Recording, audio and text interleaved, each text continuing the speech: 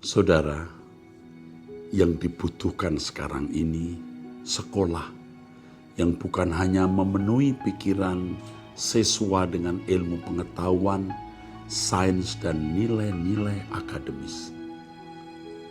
Tetapi sekolah yang mempersiapkan siswa-siswinya menjadi manusia Allah, man of God, yang suatu hari kalau mereka menjadi insinyur, dokter, pengacara, pendidik, pengusaha, dan lain sebagainya, menjadi orang-orang yang melayani Tuhan, melebarkan kerajaan Allah di bidangnya. Dibutuhkan sekolah yang mempersiapkan siswa-siswinya menjadi manusia yang bisa dipercayai Tuhan untuk melanjutkan karya Kristus di dunia ini sebelum dunia ini berakhir. Ekumene Christian High School menjawab.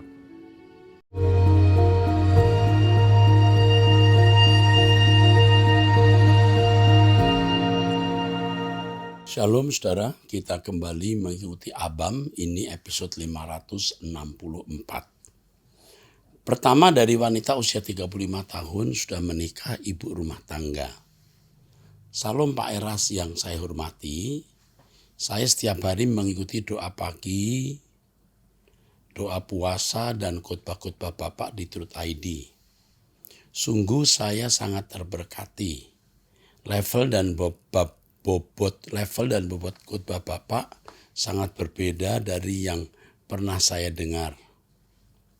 Pak, saya menikah dengan suami usia 35 tahun, Muslim, mempunyai 2 anak perempuan. Anak pertama usia 9 tahun, kelas 3 SD. Sejak usia 4 tahun, terlihat memiliki perilaku berbeda dengan teman seusianya. Saya memang belum pernah membawa ke dokter jiwa karena kendala keuangan. Namun ketika mencoba searching internet, perilaku anak kok mengarah pada ADHD. Ketika belum usia 5 tahun, dia dapat melihat makhluk-makhluk halus. Dia sering ketakutan dan bersembunyi dari yang dia dapat lihat. Waktu itu saya doa puasa minta Tuhan supaya tutup matanya agar tidak lagi dapat melihat makhluk-makhluk halus. Puji Tuhan, setelah itu dia tidak lagi dapat melihat makhluk halus. 2 tahun belakangan ini, emosi dan pikiran saya terkuras dengan perilaku anak saya ini, Pak. Dia cenderung suka marah-marah, tidak terkontrol, susah dinasihati, gampang tersinggung, dan ucapannya suka memaki-maki, suka mendendam, dan pandangan mata terlihat sinis. Sama sekali tidak seperti gadis kecil yang saya kenal dulu. Memang ada sebuah tanda di punggung bahwa anak saya ini sejak dia lahir seperti lesung pipit. Tanda di punggung seperti lesung pipit. Ada yang bilang itu tanda memiliki aura negatif. Apakah anak saya ada kemungkinan kena kutuk keturunan dari kakek suami saya yang sudah meninggal? Yang dulu adalah seorang dukun Jawa ya Pak. Apakah saya harus doa puasa lagi supaya anak saya bisa sembuh? Atau butuh doa pelepasan dari pendeta Pak? Mohon bantuan dan saran dari Bapak. Terima kasih. Tadi kamu sudah tulis bagaimana kamu mendoakan anak yang bisa melihat makhluk halus atau roh-roh, dan ternyata doa puasamu manjur atau artinya bisa menyembuhkan. Ya, saya juga mendoakan orang-orang yang anak-anak yang bisa melihat, saya tutup matanya dalam nama Tuhan Yesus. Tidak usah pendeta, ternyata kamu bisa. Sekarang juga pasti bisa. Kamu doa puasa. Jika keadaan anakmu ini karena unsur kuasa kegelapan, kamu doa puasa. pasti ada perubahan. Lakukan itu lagi. Dan keadaan ini ternyata bisa memicu kamu mencari Tuhan, mendekat kepada Tuhan, doa puasa. Puji Tuhan. Oke, Tuhan memberkati. Dari wanita usia 51 tahun, sejak tahun 2005, saya dan suami fokus pelayanan keluarga. Kami terpanggil melayani anak-anak muda untuk mempersiapkan dengan karakter Yesus sejak dini, sehingga mengurangi permasalahan berat dalam komunikasi ketika mereka berkeluarga. Ketika saya menyaksikan di YouTube ibadah tiap Jumat STT Ekumene, ratusan anak-anak muda yang mau dididik jadi hamba Tuhan, saya menangis terharu, senang Pak. Bahkan kami berkerinduan lama sejak 2008 ingin membangun sekolah menengah teologi Kristen. Pergumulan kami Tuhan jawab ketika kami bergabung di Sinode Pak Eras. Kami mendapat tanah seluas 3017 meter. Ini mujizat. Pribadi ini tidak mau siapapun tahu yang memberi ya, kecuali hanya kami berdua. Di tanah mujizat ini kami bisa beribadah dengan 10 keluarga, 10 kakak. Di ruang yang kecil cukup kami dan jemaat yang ada. Visi membangun kehidupan anak-anak muda, kerinduan kami Pak, di tanah lokasi kami akan dibangun SMTK dan ruang-ruang konseling. Jika kami bisa bekerja sama Pak, karena kami bulan Mei 2023 sudah 1 tahun di Sinode GSKI. Bahkan jika ada di hati Tuhan, kami ingin membangun PAUD, karena banyak orang tua tidak memiliki wawasan baik untuk mendidik anak-anak. Oke, ini tidak saya jawab, tapi akan dihubungi oleh staf. Ya, oleh staf Sinode, kemungkinan untuk membangun SMTK. Jika dia adalah anggota Sinode GSKI, pasti mendapat perhatian khusus. Bagus kalau bisa membangun SMTK atau PAUD atau dan PAUD. Ini luar biasa ya. Oke. Berikutnya dari wanita usia 30 tahun. Apa saja kriteria masuk surga? Apakah percaya Yesus saja merupakan jaminan masuk surga? Bagaimana dengan kata-kata Yesus di akhir zaman? Matius 7:22-23, bahwa yang masuk surga orang yang melakukan kehendak Bapa. Lalu kita harus hidup yang bagaimana supaya kita benar-benar layak masuk ke kerajaan Elohim. Yang masuk surga dalam konteks hidup orang Kristen yaitu yang percaya Yesus. Percaya itu bukan hanya pengaminan akali atau persetujuan pikiran. Standar orang percaya, kalau percaya Yesus berarti harus hidup seperti Yesus, melakukan kehendak Bapa. Jadi kalau orang Kristen tidak melakukan kehendak Bapa, artinya tidak seperti Yesus, dia berarti belum percaya. Tuhan mau percaya kita itu benar. Bukan hanya mulut atau pikiran, tapi tindakan. Percaya dari bahasa aslinya pisteuo, artinya menyerahkan diri kepada objek yang dipercaya. Kalau kita percaya Yesus, kita menyerahkan diri kepada objek yang kita percaya, dalam hal ini Yesus, harus hidup seperti dia hidup. Inilah konsekuensi menjadi orang percaya. Tuhan Yesus berkata, ikutlah aku bukan berarti hanya menjadi orang Kristen, ikut agama Kristen, tetapi mengikut jejaknya. Memiliki pikiran perasaan Kristus dan bergaya hidup seperti Yesus. Puji Tuhan. Dan ingat, orang Kristen bukan hanya masuk surga, tapi menjadi anggota keluarga kerajaan Allah yang dimuliakan bersama-sama dengan Tuhan Yesus. Maka harus sempurna seperti Yesus. Oke, selanjutnya ibu rumah tangga. Saya mempunyai 2 orang anak. Yang pertama perempuan, 18 Juli 29 tahun. Sedangkan adiknya yang laki-laki 26 tahun, jadi 29 tahun dan 26 tahun.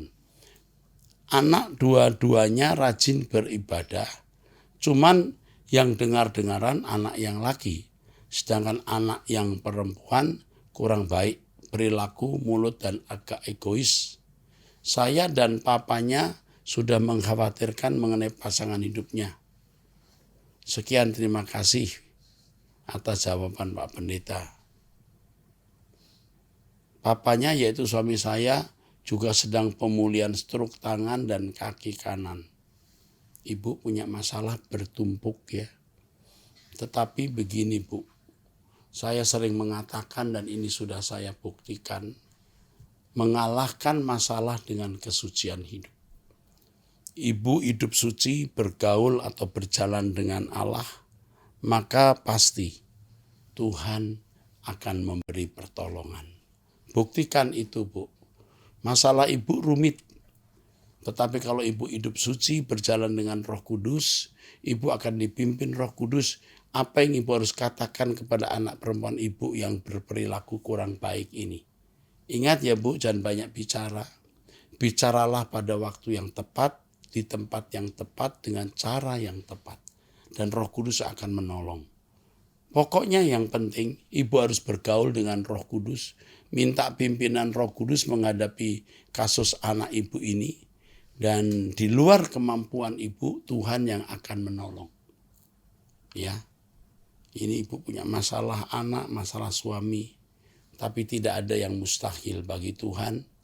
Tidak ada keruwetan yang tidak bisa diurai oleh Tuhan. Ya, hidup suci, bergaul dengan Tuhan, menjadi kekasih Tuhan. Oke. Dari pria usia 56 tahun ini solo. Istri satu dan tidak punya anak. Puluhan tahun dimuridkan sama Pak Eras. Sebelumnya ikut kabar mempelai tahunan belum berubah. Ikut pria sejati 4 kali juga belum berubah. Sekarang dimuridkan Pak Eras lumayan ada perubahan sedikit. Tapi ini pengajaran yang akan saya pegang. Pertanyaan saya, berhubungan atau komunikasi dengan Tuhan hanya dengan batin. Tidak disuarakan apa sudah disebut doa ya Pak. Saya menganggur. Yang kerja istri, tapi istri tidak mempermasalahkan. Kami berdua kadang ada konflik-konflik kecil, tapi tidak terjadi apa-apa, aman-aman saja. Saya sudah begitu ngoyo dengan harta. Seandainya saya tinggalkan dunia untuk siapa rumah ini? Terus terang sebagian ingin saya persembahkan untuk pelayanan Pak Eras. Sekian, Tuhan memberkati kita ya Pak, amin. Pak Eras guruku, saya ini menurutku termasuk orang yang haus dan lapar akan kebenaran. Pak Eras khotbah di Semarang, Boyolali, Solo, dalam kurung Geraha Wisata di GBIS Kepunton. Selalu ku kejar. Khotbah Bapak saya dengar berulang-ulang. Soalnya kalau sekali tidak masuk, sementara itu kedagingan juga kuat melawan. Saya belum siap dan khawatir bila saya tinggalkan dunia ini. Saya ini kok selalu ada saja orang-orang yang menjengkelkan. Tetangga yang menutupi akses masuk mobil, yang merokok pagi siang sore asapnya masuk rumah. Dalam kurung sempat adu jotos. Saya benci bau rokok, mulek dalam rumah. Orang yang suka membuli juga ada. Yang benci tanpa sebab juga ada. Gimana menyikapi semua ini Pak? Terima kasih guruku. God bless you all. Saya bersyukur karena menganggur. Waktu untuk Tuhan melimpah, tapi saya tahu harus diminta pertanggung jawab nantinya. Usia Bapak sudah 56 tahun ya. Tidak punya anak, bersyukur bisa fokus kepada Tuhan ya. Bukan menganggurnya yang disyukuri, tidak punya anak juga disyukuri.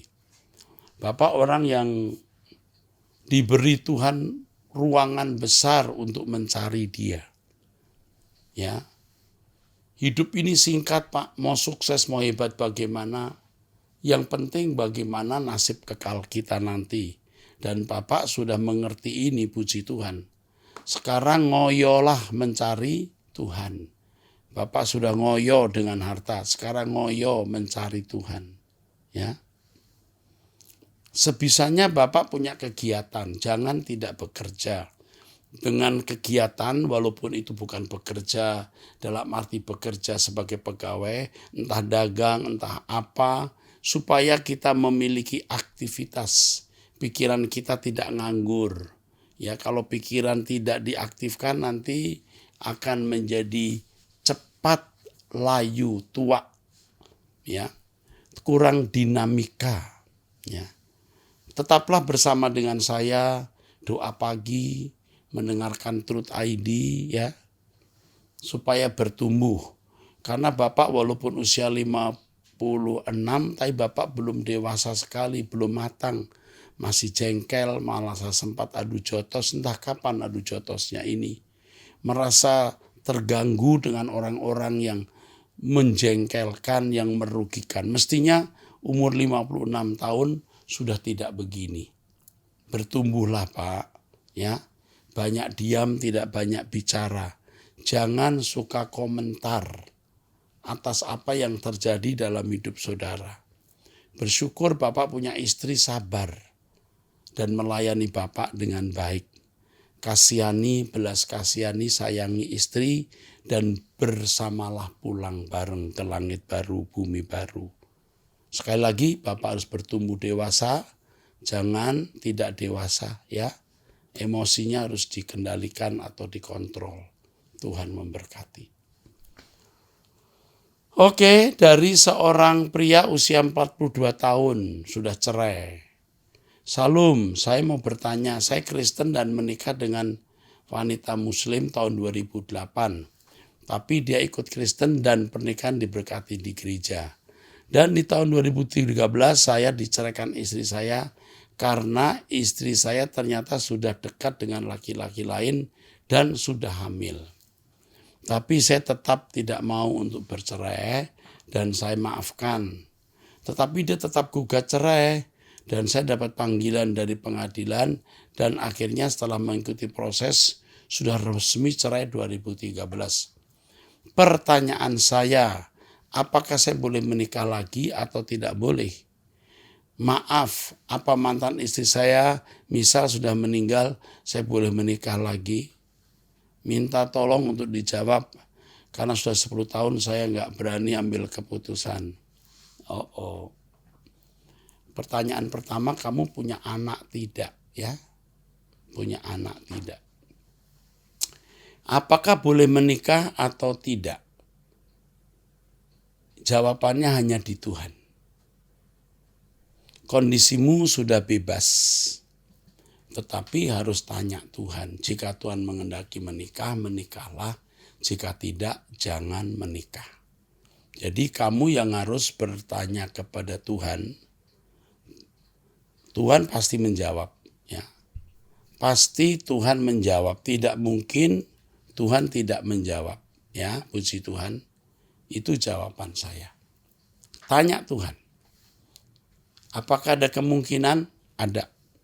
Istrimu sudah menikah, sudah punya anak, engkau bisa diputihkan masa lalumu, bisa dibaharui. Tetapi tanya Tuhan supaya kamu tidak salah melangkah. Top. Pria usia 23 tahun masih muda. Salam Pak Era, saya izin bertanya terkait pernikahan sepupu. Di episode sebelumnya memang saya sudah mendengar dari Pak Era sendiri bahwa Alkitab tidak melarang pernikahan sepupu. Maka dari itu saya ingin bertanya kembali, apakah boleh atau ada larangan untuk menikah saudara sepupu? Pertama, satu kakek. Saya dengan saudara perempuan yang merupakan anak dari adik laki-laki Om. Anak dari adik laki-laki Om mama saya. Anak dari adik laki-laki. Oke, mama. Lalu bagaimana dengan yang tertulis pada kitab Imamat, siapa saja yang dilarang untuk dinikahi? Mohon penjelasan yang sesuai dengan kebenaran firman Tuhan, karena saya menjalin cinta dengan saudara saya yang sudah berlangsung sangat lama. Kita juga harus tahu kenyataan pernikahan yang sedara itu bisa menimbulkan masalah bagi keturunan. Tetapi secara kesucian atau prinsip, Tuhan Yesus tidak pernah melarang itu secara langsung atau perjanjian baru memberikan larangan itu. Tetapi Anda harus persoalkan dengan Tuhan. Ini paling penting ya. Paling penting persoalkan dengan Tuhan. Ada orang-orang tertentu yang sengaja memang menikahkan anak dengan kerabat dekat supaya harta tidak lari kemana-mana. Ada. Nah, tapi kalau motifnya harta tentu tidak benar. Motifnya harus rencana Allah. Jadi di sini yang penting rencana Allah di dalam hidupmu, ya. Saya sudah bertemu dengan keluarga-keluarga, bahkan keluarga hamba Tuhan yang menikah dengan saudara sepupu, satu kakek, ya. Anak-anaknya juga baik-baik. Tetapi ada juga yang menikah dengan ikatan keluarga dekat lalu anaknya bermasalah, ya. Semua harus dikembalikan ke Tuhan. Puji Tuhan. Wanita usia 36 tahun sudah menikah. Salam Pak Eras, saya sudah menikah 8 tahun dan mempunyai 2 orang anak. Sebelumnya saya adalah seorang guru TK.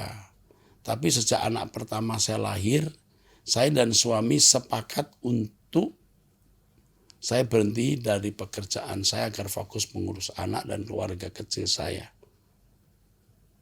Selama 8 tahun pernikahan kami, suami saya sangat baik dan pengertian.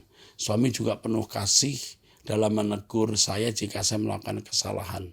Suami juga sering memberi saran ketika saya meminta masukan. Saya sangat bersyukur kepada Tuhan atas pernikahan kami. Kami suami istri sejak masih muda sudah terlibat dalam pelayanan di gereja. Kami pun dulunya bertemu di gereja sampai akhirnya saat ini kami berumah tangga. Ketika awal pandemi COVID, suami kehilangan pekerjaan. Sekarang suami bekerja sebagai driver ojek online. Tapi puji Tuhan semua kebutuhan kami tercukupi. Bahkan masih bisa membantu orang lain yang kekurangan suatu kali. Bahkan masih bisa membantu orang lain yang kekurangan. Suatu kali, dalam kurung setelah mertua saya datang menemui suami, entah kenapa di hati saya seperti merasa ada yang dirahasiakan suami dari saya, Pak. Dia lebih banyak diam. Jika saya bertanya, dia hanya senyum dan bilang tidak apa-apa. Itu berlangsung cukup lama sampai saya membawa hal itu ke dalam doa pribadi saya. Puji Tuhan akhirnya tanpa saya bertanya suami bercerita sendiri kepada saya. Ya, saya kaget waktu mendengar apa yang dikatakan suami karena selama ini tidak tahu tentang masalah uang ya. Saya berusaha mencukupi kebutuhan keluarga dengan apa yang ada pada kami. Saya marah rasanya Pak, tapi saya takut berdosa dalam kata-kata kepada suami. Saya ke kamar mandi sebentar lalu saya minta tolong pada Tuhan dalam hati saya sambil minta hikmat apa yang harus saya katakan kepada suami. Ketika saya selesai berbicara kepada Tuhan, dalam hati mengalir damai. Saya bilang pada suami, sekarang kita satu, masalahmu dalam masalahku juga, mari kita selesaikan bersama.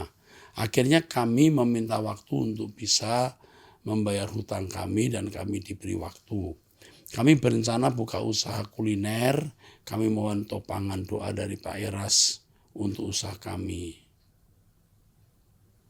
Yang pertama, apakah sikap suami yang merahasiakan masalah ini dari saya adalah dosa? Apakah dosa itu yang membuat suami kehilangan pekerjaan? Suami bisa menyembunyikan sesuatu yang tidak perlu diceritakan, bisa akan menambah beban istri. Itu belum tentu dosa. Dan suami tidak mendapatkan pekerjaan bukan karena masalah seperti ini menurut saya. Tuhan tidak kejam ya, hanya masalah begitu lalu sampai pekerjaannya dicabut, bukan. Banyak keluarga yang menghakimi dan menjauhi kami karena masalah ini. Bagaimana seharusnya sikap kami menghadapi keluarga besar? Diam saja, ya. Kamu punya utang belum bisa dibayar, lalu orang-orang menjauhi, ya nggak apa-apa. Belum bisa dibayar, ya udah. Itu resiko belum bisa bayar utang orang. Diam saja. Yang jelas Tuhan tidak akan permalukan kamu kalau kamu hidup benar. Kamu cari Tuhan. Seakan-akan tidak ada jalan, tetapi Tuhan akan buat jalan. Ya, kamunya jangan kepo. Ya, kalau suatu hari suami ada rahasia, kamu tanya, lalu dia nggak mau jawab, kamu diam saja. Nanti suatu kali bisa terbuka. Ya, nggak usah kepo, mau tanya, mau tahu. Ya, jadi wanita itu jangan banyak bicara. Diam itu indah. Oke. Berikutnya dari pria usia 30 tahun. Salam Pak Era, saya ingin bertanya, bagaimana cara kita bersikap ketika melihat seseorang yang mengkristenkan orang lain yang non-Kristen? Saya tahu hal tersebut kurang patut, Pak. Saya ingin menegur dan menasihati, tapi jujur saya tidak berani, Pak. Terlebih orang tersebut lebih tua dari saya, dan saya takut beliau tersinggung. Mohon bantuannya Pak Eras. Oh iya, saya juga berterima kasih dan bersyukur kepada Tuhan karena Tuhan telah menuntun saya menemukan gereja GSKI yang Bapak gembalakan. Mata saya terbuka, Pak. Selama ini saya sering melihat orang-orang Kristen bahkan pendeta dan pengerja di dalam gereja berperilaku tak sesuai dengan ucapan-ucapannya ketika di dalam gereja. Saya berpikir apa semua orang kayak gini? Waktu itu saya ilfil ya. Melihat orang-orang seperti itu yang hanya menjadi batu sandungan untuk agama Kristen. Tapi setelah saya mendengar banyak khotbah dari Pak Eras, begitu pekat firman-firman yang Bapak beritakan, dan ternyata inilah yang saya cari. Oke. Mengenai orang yang mengkristenkan orang lain tadi, kamu diam saja jika kamu tidak disuruh Tuhan bicara, ya. Jangan menjadi pahlawan dari dirimu sendiri. Kamu diam saja. Jangan ikut-ikutan. Kita harus bersaksi dari perbuatan kita. Orang menjadi percaya kepada Yesus harus kerelaan, bukan karena kita dorong-dorong. Untuk apa jadi Kristen kalau akhirnya perilakunya tidak seperti Kristus? Ya, diam saja, minta petunjuk Tuhan. Tidak usah ikut-ikut. Yang berikutnya dari pria usia 38 tahun, sudah menikah di Singkawang, Kalimantan Barat. Oke, ini kerjasama orang di kandang ayam petelur lulusan SD kelas 5. Saya kembali berterima kasih kepada Pak Erastus atas jawaban dari pertanyaan saya yang tentang rokok. Setelah mendengar teguran dari Pak Erastus, saya langsung berhenti rokok secara mendadak sesuai saran dari Bapak. Puji Tuhan, ya, saya tidak merokok lagi. Dihitung tanggal sudah 8 hari. Sebetulnya saya tidak bisa berhenti mendadak karena kuatnya kecanduan saya dari kecil merokok. Tetapi demikian kata Pak Eras, lepas, ya, secara mendadak setelah mendengar jawaban dari Abam, ya. Lalu saya langsung ambil keputusan dari Pak Eras. Pak Erastus. Tapi saya merasa tidak akan bisa tahan karena lepas rokok ini pasti menderita. Lalu saya harus bisa karena demi menunaikan doa Bapak kami. Lalu saya ke ruangan sendirian dan berdoa kepada Allah Bapak. Bapak, saya berjanji setelah hari ini saya tidak akan merokok lagi. Jika saya terdapat merokok lagi, walau itu hanya 1 batang, saya janji selamanya aku terpisah dari Allah, Bapak. Dan terbuang ke api kekekalan. Itulah ucapan janji saya kepada Allah Bapa. Puji Tuhan aku berhasil menepati janji ini.